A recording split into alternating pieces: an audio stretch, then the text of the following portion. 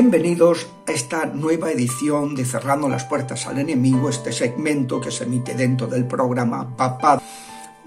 La semana pasada empezamos a tratar un tema muy importante en el modo de actuar, en el modo de proceder, que tienen que tener en cuenta tanto los auxiliares como especialmente el exorcista o el sacerdote que dirija o diácono una oración de liberación.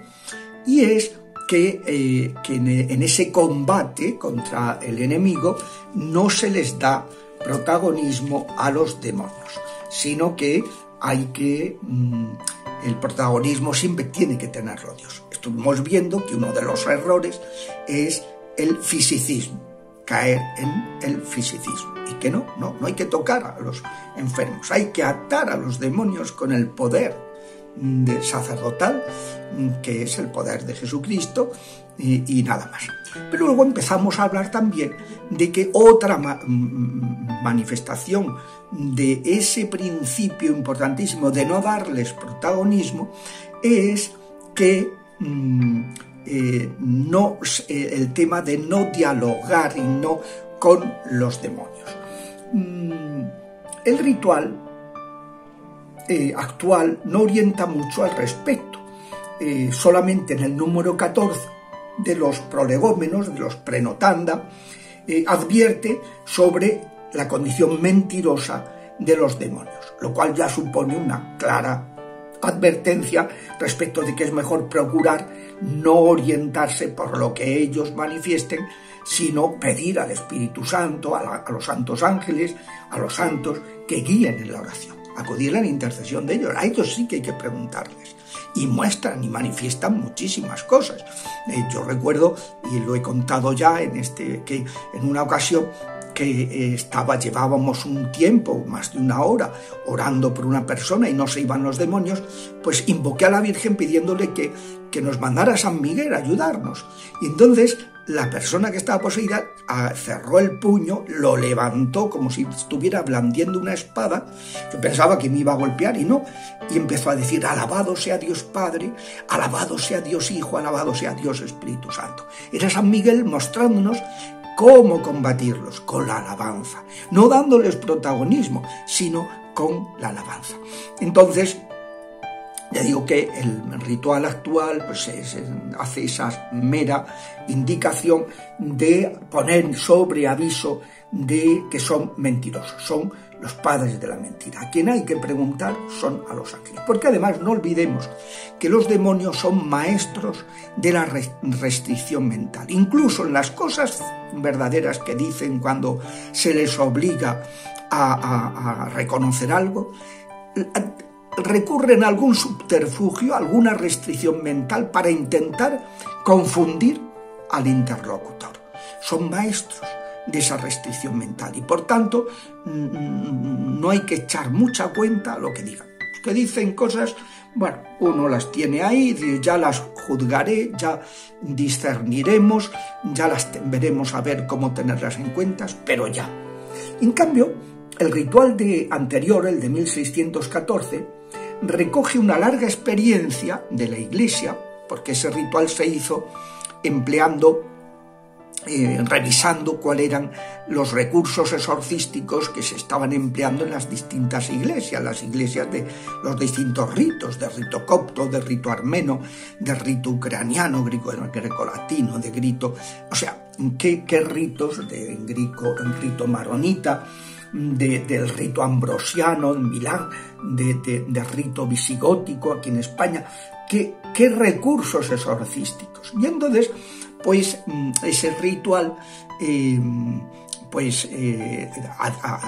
advierte que aun conociendo la índole manipuladora de los diablos, que llegan a hacerse pasar por el alma de un santo, de un difunto, de un ángel bueno. Por eso, por ejemplo, el Padre Amor pensaba que las almas errantes eran diablos engañando, disfrazados, ¿no?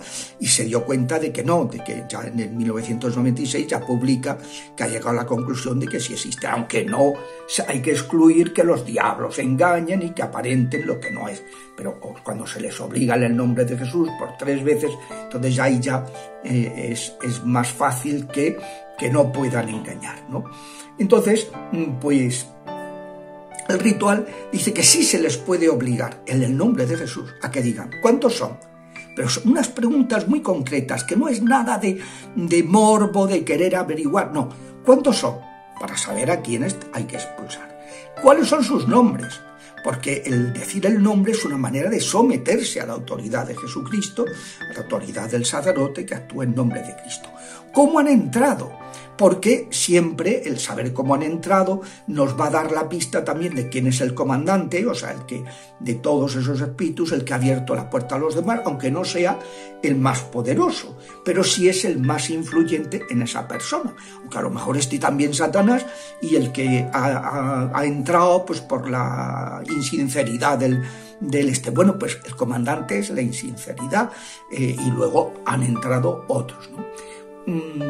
¿Cuándo se produjo esa intromisión en la vida? Y si hay algún objeto o maleficio que los retenga en ese cuerpo para destruir ese objeto y facilitar la liberación. Es decir, el ritual de 1614 dice que se les puede hacer unas preguntas muy contadas, pero muy contadas.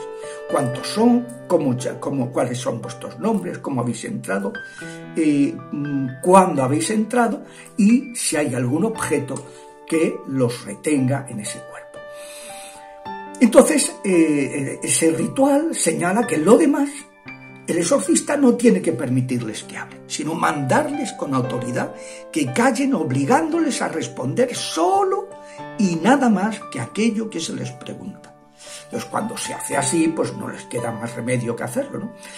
Ahí es muy, muy interesante cómo unos pocos años después, en ese mismo siglo, el padre Benito, o sea, 15 años después, el padre Benito Remigio Noidens, que es un español de origen de los países de flamenco, ¿no? Los Países Bajos, que entonces pertenecía a España, esos países, en el siglo de oro, pues especifica que se puede preguntar el significado de sus nombres también, a propósito de qué significan esos nombres, porque el saber lo que significan nos va a dar la pista sobre qué tipo de demonio es, si es un demonio de muerte, si es un demonio de odio, de rencor, de resentimiento, de lujuria, de soberbia, de ocultismo, de rituales, o sea, qué tipo, qué significa su nombre.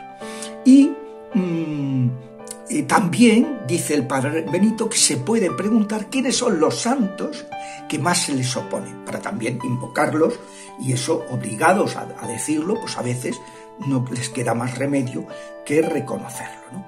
Ahora, también explica que más allá de eso, de esas preguntas del ritual, y de estas dos precisiones, ¿no? ¿Qué santos se les oponen más y qué significan los nombres que han dado?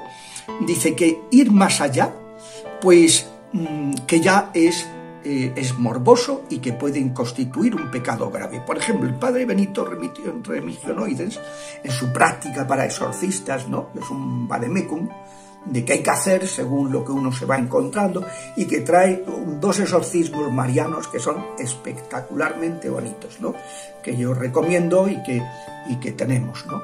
Entonces, pues el padre ahí va diciendo que hay otras cosas que son un pecado, pero de esto lo explicaremos en la siguiente clase, Dios mediante.